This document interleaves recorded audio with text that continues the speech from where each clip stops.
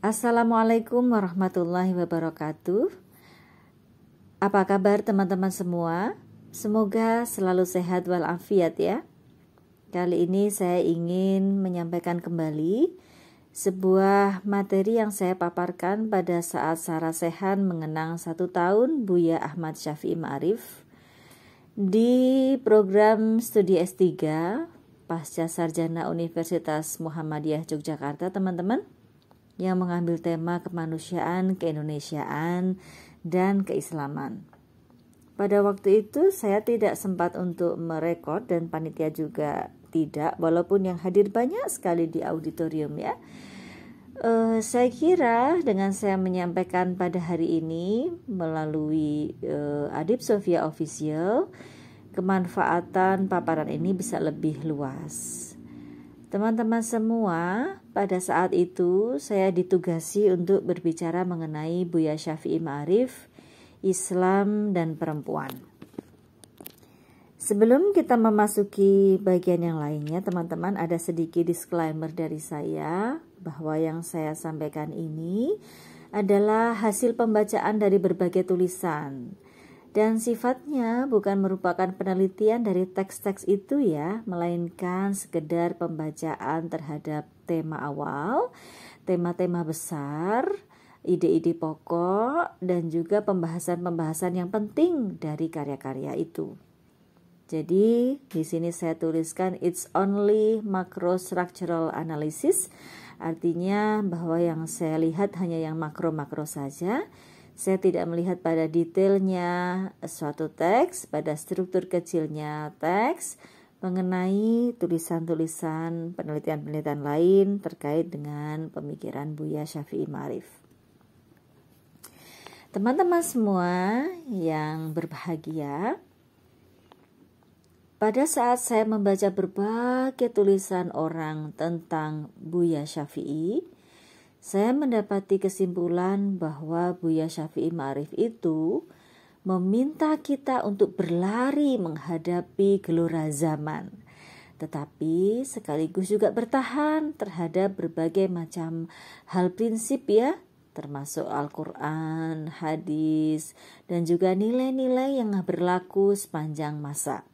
Ya, contohnya pada saat saya melakukan pembacaan terhadap jurnal yang ditulis oleh Fatmawati serta Latifah Anwar di tahun 2020. Jurnal tersebut berjudul Pemikiran Ahmad Syafi'i Ma'arif tentang Kedudukan Perempuan dalam Politik. Isinya, kalau saya membaca, adalah pemikiran kesetaraan gender Buya Syafi'i Ma'arif yang dipengaruhi oleh keluarga dan pendidikannya. Jadi jurnal ini membahas bagaimanakah kedudukan perempuan dalam politik. Tetapi dalam pemikiran Buya diuraikan juga apa saja pemikiran Buya, yaitu perempuan itu boleh berkiprah di dunia politik, tetapi ada syaratnya. Yang pertama adalah perempuan itu memiliki kemampuan yang prima. Jadi nggak asal perempuan ya kemudian boleh terjun di dunia politik, sebagaimana tidak selalu laki-laki yang terjun di dunia politik ya. Siapapun dia, laki-laki dan perempuan boleh masuk ke kancah politik asal dia memiliki kemampuan yang prima. Yang kedua, tulisan itu juga menyebut Buya membolehkan perempuan itu masuk dalam dunia politik asal dia bermoral, artinya dia bertakwa kepada Allah dan menegakkan keadilan. Jadi ada moral yang harus terus-menerus dipegang, yaitu apa?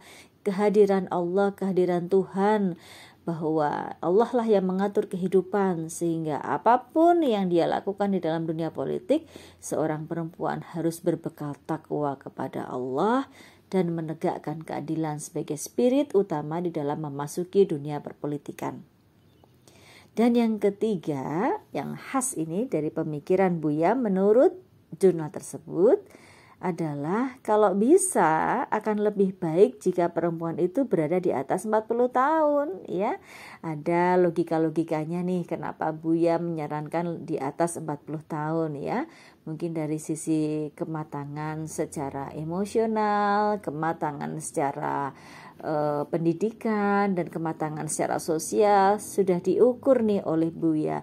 Mengapa Buya memberikan pembatasan bahwa perempuan yang masuk di dalam dunia politik sebaiknya di atas 40 tahun. Dan yang saya sebut bertahan tadi, Buya ternyata memiliki prinsip yaitu mendapatkan izin dari suami ya. Ini tentu saja bukan dalam rangka sebagai perempuan harus begitu, tetapi Buya lebih menekankan pada kesalingan. Siapapun yang berada di luar rumah, berkiprah di luar rumah, harus memiliki kesalingan atau keterikatan di dalam rumah tangga itu. Bagaimana masing-masing anggota keluarga harus mendapatkan restu, harus mendapatkan pemahaman yang sama terkait kiprahnya di dalam maupun di luar rumah. Nah, ini beberapa poin penting dalam jurnal yang saya baca dari karya Fatmawati dan Latifah Anwar. Nah, teman-teman sekalian, saya juga membaca nih kaitannya dengan Islam dan perempuan yang ditulis oleh Buya Syafi'i Ma'arif, tulisannya Muhammad Alwi. Walaupun ini merupakan dua terbitan ya, yang satu di jurnal Musawa, yang satu di jurnal Ma'arif, dan dari sisi judulnya itu berbeda, tetapi spiritnya atau ruhnya, bahkan bagian-bagian besar dari tulisan Muhammad Alwi ini di tahun 2019 dan 2021 saya kira sama sekali ya. Sama sekali itu artinya sama persis ya. Sama persis, hanya packagingnya saja yang berbeda. Nah, apa yang menjadi isi dari dua tulisan Muhammad Alwi ini sama persis ya.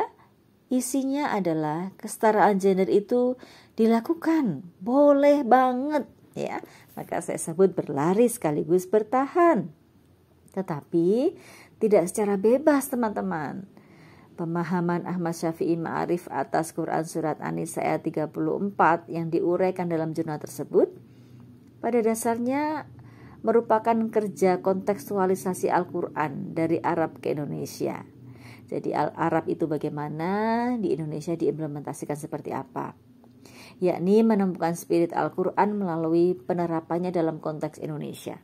Jadi dalam tulisan itu, Buya Syafi'i Ma'arif dipandang melakukan reinterpretasi terhadap surat An-Nisa ayat 34 yang memotret bahwa Buya telah mengkontekstualisasikan Al-Quran ya, yang dari Arab itu kemudian dalam konteks Indonesia. Nah, masih dalam fakta berlari menghadapi perubahan zaman dan terus bertahan di dalam sebuah pegangan kehidupan, saya menemukan dalam bukunya Aulia Ta'arufi dan Prima Sulisti di tahun 2021 yang berjudul Ibu Kemanusiaan, catatan-catatan perempuan untuk 86 tahun Buya Syafi'i Ma'arif. Beliau berdua ini editor ya teman-teman, yang menuliskan ada banyak sekali, yaitu 34 penulis perempuan. Mereka melihat Buya Syafi'i Ma'arif itu dari berbagai macam sisi teman-teman. Tapi Az-Zaki Khairuddin telah mereview buku ini teman-teman. Isinya adalah menurut beliau, menurut Az-Zaki Khairuddin, buku tersebut berisi advokat kemanusiaan ya. Kemudian yang kedua adalah perspektif gender, dan yang ketiga adalah teladan perempuan muslim modern. Nah teman-teman sekalian, catatan-catatan perempuan untuk Buya Syafi'i Ma'arif ini banyak sekali. Tapi ada satu yang saya highlight dari pembacaan saya.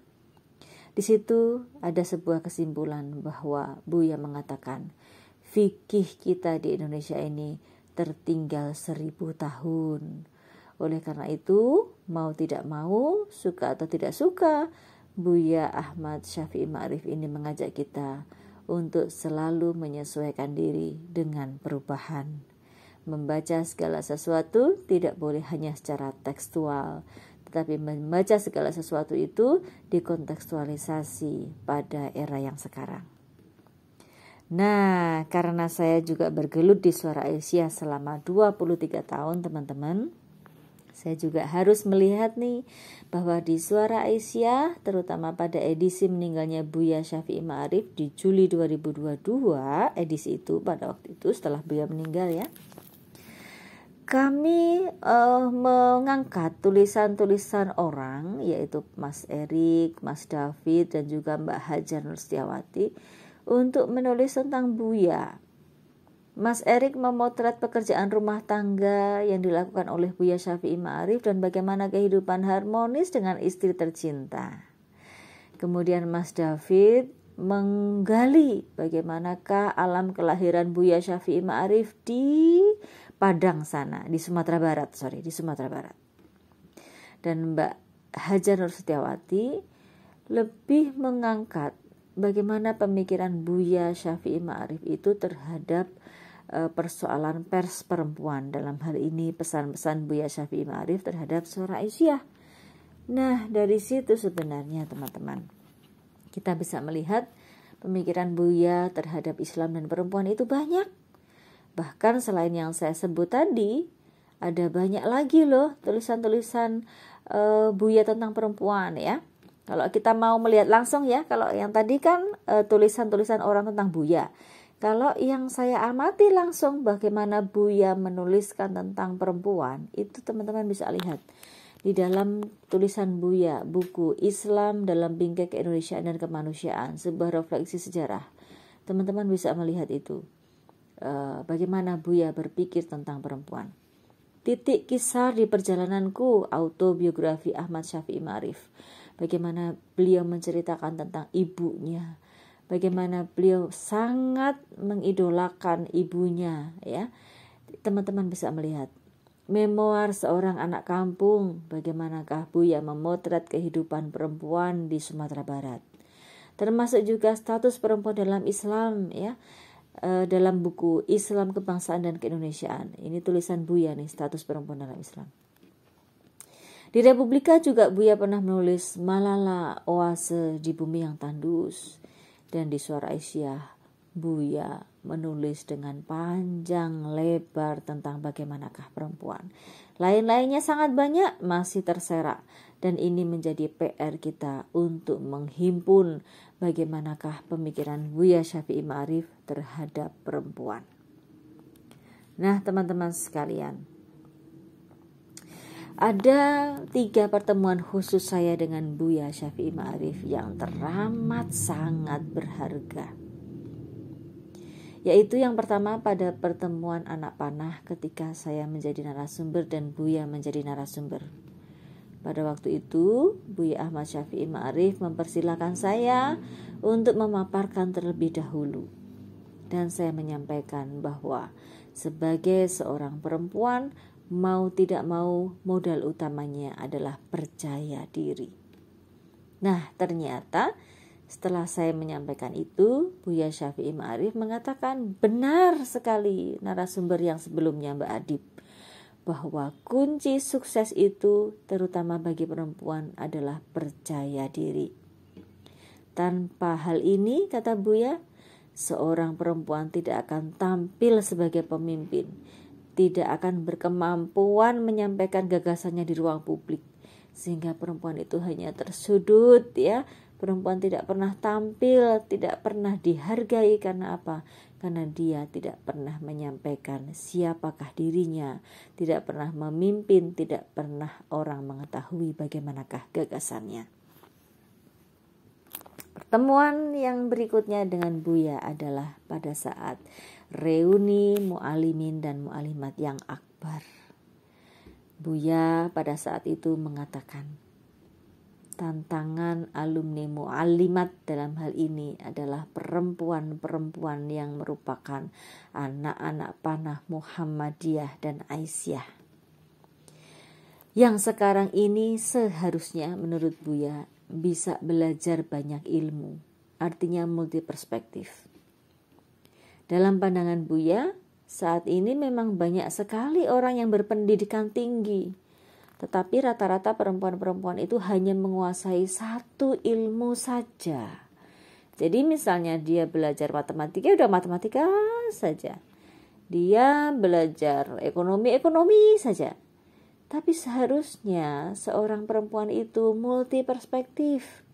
Dia belajar psikologi, dia juga belajar psikologi, dia belajar ekonomi, dia belajar juga sosial ya, sosiologi, dia belajar teks-teks agama, dia juga belajar bagaimanakah interpretasi, memahami teks dan sebagainya. Sehingga apa? Wawasannya itu luas, membahas apapun tidak dari satu sudut pandang, tapi dengan berbagai perspektif sehingga ilmunya menjadi kokoh. Nah, pertemuan di yang ketiga bagi saya dengan Buya adalah pada saat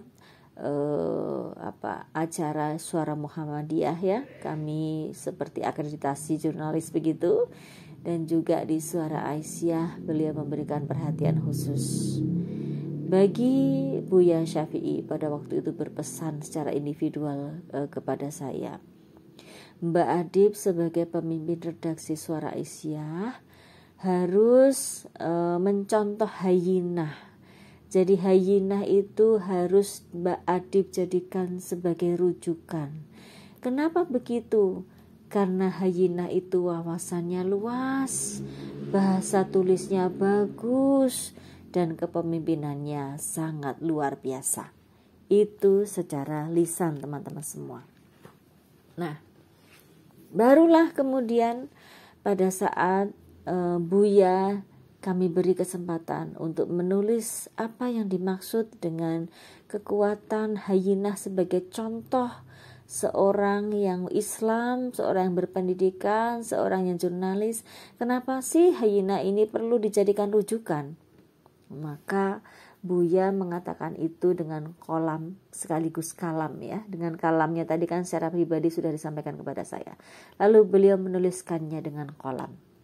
Apa pesan orisinal Buya Syafi'i Ma'arif teman-teman? Ditulis sendiri. Saya tulis agar generasi ini tidak amnesia terhadap sosok intelektual Aisyah. Dia itu maksudnya Buya adalah Hayyinah ya teman-teman semua. Dia adalah bintang Aisyah, salah seorang bintang intelektual terdidik di Indonesia. Saya berharap Suara Aisyah mengumpulkan pidato-pidatonya itu untuk diterbitkan. Dokumen semacam ini kurang terawat di Muhammadiyah, katanya begitu. Ini kami anggap sebagai amanah bahwa Aisyah harus mengumpulkan pidato-pidato Hayyinah karena dia adalah figur yang dapat dijadikan teladan hingga masa sekarang. Teman-teman semua yang dirahmati Allah, marilah kita melihat lebih jauh. Siapakah perempuan Islam yang disebut Buya Syafi'i Ma'arif sebagai teladan dan harus menjadi rujukan? Jika teman-teman mengamati foto yang beredar di tahun 1928 ketika ada Kongres Perempuan Indonesia dan Aisyah memberikan wakilnya 2 orang yang berkerudung itu, namanya adalah Siti Munjiah, dan jangan lupa yang satu lagi dialah merupakan Siti Hayyinah yang disebut oleh Buya Syafi'i Ma'arif. Siti Hayyinah adalah satu dari 14 tokoh besar yang menggawangi Kongres Perempuan Indonesia yang pertama di tahun 1928 teman-teman. Pada waktu itu ia mewakili Aisyah pada kongres yang dihadiri 1.000 orang dari 30 organisasi di Jawa dan Sumatera. Pidatonya luar biasa teman-teman, dan Buya Syafi'i menuliskannya dengan detail, dan saya klasifikasikan tulisan-tulisan Buya itu menjadi 6 bagian. Ini saya yang mengklasifikasikan ya. Pertama, yang harus diteladani dari Hayyinah itu adalah keluarganya. Keluarga Hayyinah itu adalah dari seorang pedagang batik ya.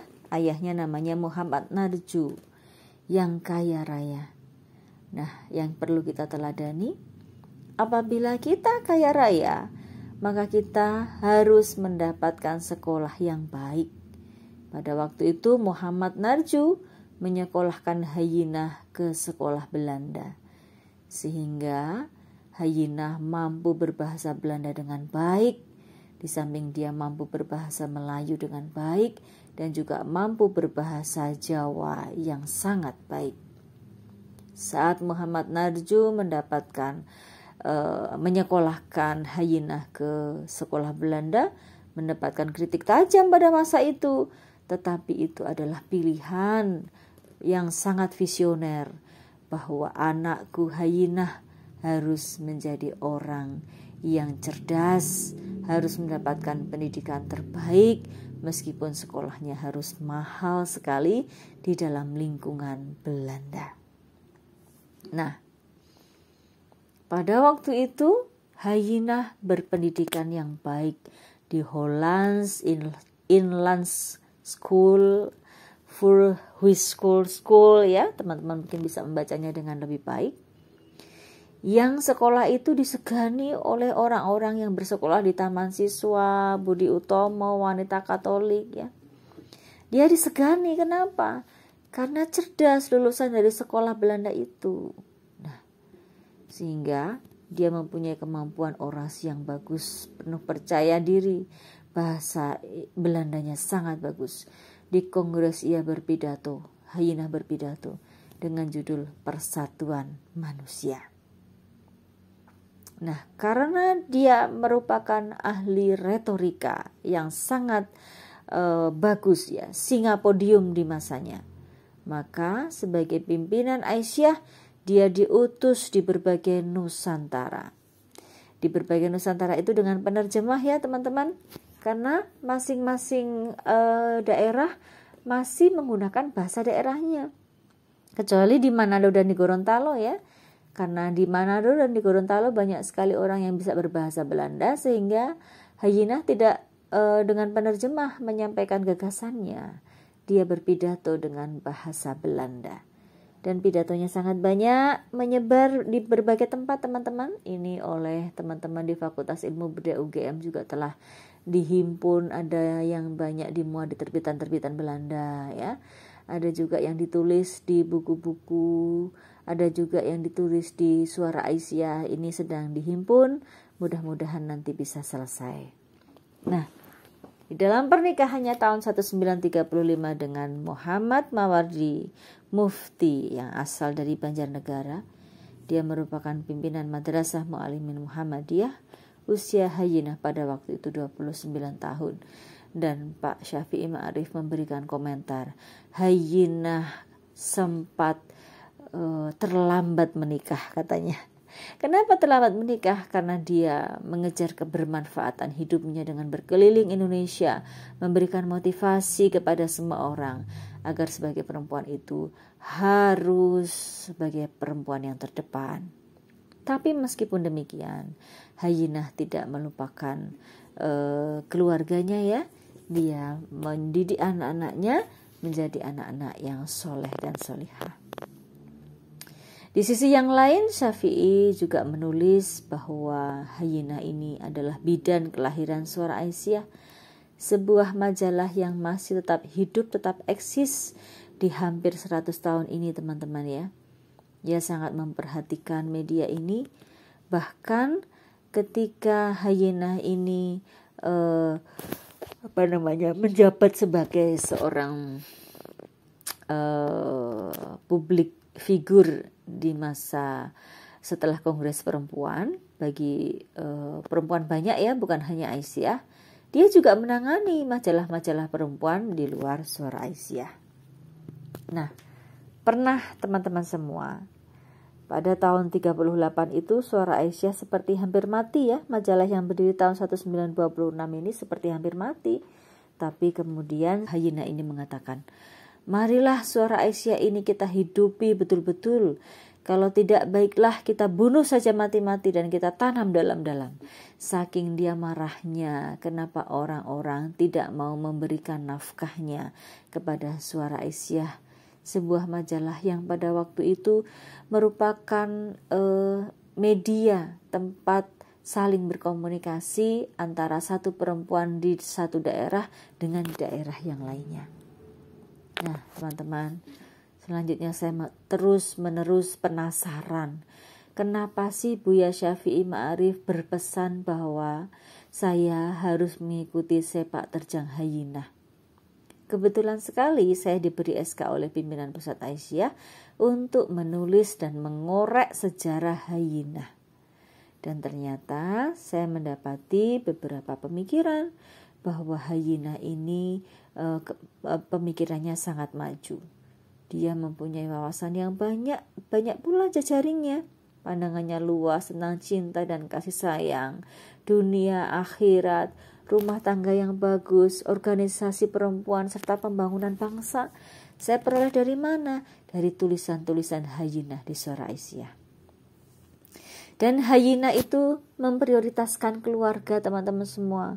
Relasi dengan suami anaknya sangat baik. Anak-anaknya juga menjadi anak-anak yang the best ya. Anak-anak yang berprestasi dan menjadi orang yang dihargai. Kemudian support dalam pendidikan, karir, serta pembagian kerja yang bagus dalam keluarga. Di sisi lain, hyena juga seorang jurnalis yang sangat memberikan tema-tema tentang identitas dan derajat perempuan. Ada persoalan tauhid, ada pemahaman Al-Quran, hadis, tarikh, bahkan juga ada tumbuh kembang organisasi, kontribusi untuk bangsa, gerakan sosial kemanusiaan, banyak sekali yang dihimpun dalam tulisan-tulisan hyena. Selain itu, selain pendidikan formal, ternyata hyena juga merupakan tokoh dengan pendidikan yang non formal ya. Ia selalu menjalani pendidikan yang memukau gitu, tetapi dalam keluarga dan di rumah, di lingkungannya juga dia mendapatkan pendidikan yang baik. Misalnya di rumahnya itu dahulu dipakai untuk jamaah perempuan-perempuan sebelum adanya Mushola Aisyah, dan dia juga turut serta di dalam membangun Mushola Aisyah. Supaya apa? Supaya perempuan-perempuan itu juga mempunyai kesempatan yang sama dengan laki-laki dalam gerak langkahnya untuk pergi ke masjid, di dalam silaturahmi yang saling menguatkan ukhuwah Islamiyah sama dengan laki-laki. Maka dibangunlah Mushola Aisyah, musola untuk perempuan. Di samping itu, hyena juga merupakan pengajar dan pembelajar. Dakwahnya sangat variatif. Ilmu yang didapatnya ditularkan kepada masyarakat. Dia tidak pernah lelah berbagi kapanpun dan dimanapun. Dari sisi kebangsaan, hyena tidak hanya aktif di Aisyah teman-teman, tapi dia juga menjadi PP4, menjadi anggota GOWI, serta anggota BMO IWI dan sebagainya. Dia berkiprah dan menjadi idola pada perempuan pada masanya. Dia menjadi bidan dari majalah-majalah selain Suara Aisyah ya, yaitu majalah-majalah yang dikelola oleh perempuan-perempuan dalam gabungan itu. PR besarnya saat ini adalah setelah biografi ini terbit, ada analisis pidato dalam Kongres Perempuan, yaitu Persatuan Manusia.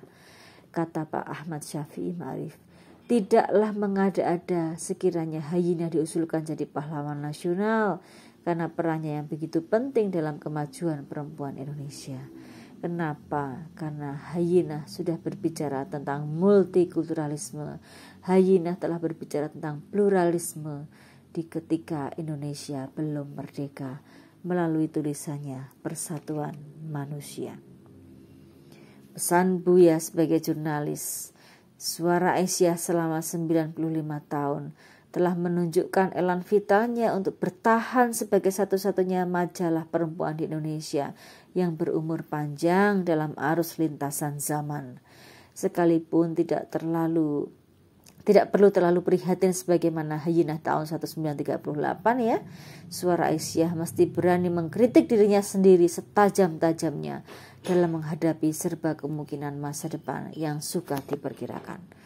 Sebagai jurnalis, Buya selalu berharap agar perempuan Islam Indonesia itu mempunyai sikap, mempunyai media yang bisa melintas zaman, yang bisa membangkitkan peradaban manusia yang lebih baik. Itulah sedikit tulisan saya terkait tentang pesan-pesan Buya Syafi'i Ma'arif secara kolam maupun kalam. Buya mengatakan bahwa perempuan itu harus seperti hyena yang terus mempertahankan kepandaiannya, peduli terhadap keluarganya, dan terus-menerus berkiprah tidak hanya di lingkungannya sendiri, tetapi juga berada di luar lingkungannya sendiri. Itu saja dari saya, semoga bermanfaat. Wa'tasimu bihablillahi jami'an wa la tafarraqu. Wassalamualaikum warahmatullahi wabarakatuh.